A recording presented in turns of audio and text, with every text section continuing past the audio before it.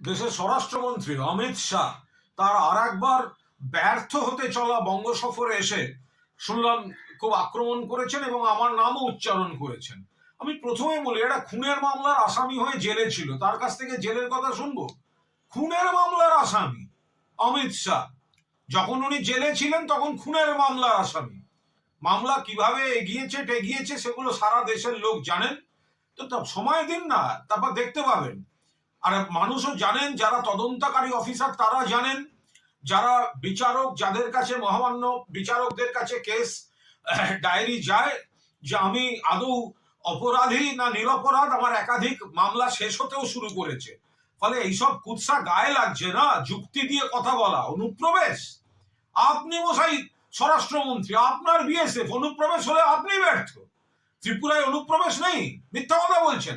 কিছুদিন আগে রোহিঙ্গা ধরা পড়েছে, বাংলাদেশি ধরা পড়েছে, ত্রিপুরাতেও আছে অনুপ্রবেশ। আর দুর্নীতি নিয়ে কথা বলছেন, জেলখাটা আসামি, খুনের মামলার আসামি অমিত শাহ। যে আপনারা যাদের দিকে আঙুল তুলেছেন দুর্নীতিগ্রস্ত বলে, ভিডিও দেখিয়েছেন পশ্চিমবঙ্গে, আজকের যিনি বিরোধী দলনেতা, মহারাষ্ট্র, সারা দেশে, আসাম, যাদের বলেছেন তাদের এগেনস্টে তদন্ত চাই, হাজার হাজার কোটি টাকার দুর্নীতি অনেকে, তাদেরকেই তারপরে ওয়াশিং মেশিন বিজেপিতে নিয়ে তাদেরকেই পদ দিয়ে আবার বড় বড় কথা বলছেন। যাদের ক্যামেরায় দেখা যাচ্ছে টাকা নিচ্ছে, তাদের নিয়ে বসে আছেন, আপনি আবার অন্যদের দিকে তাকিয়ে কথা বলছেন। আমি কুণাল ঘোষ জ্ঞানত কোনো অন্যায় করিনি।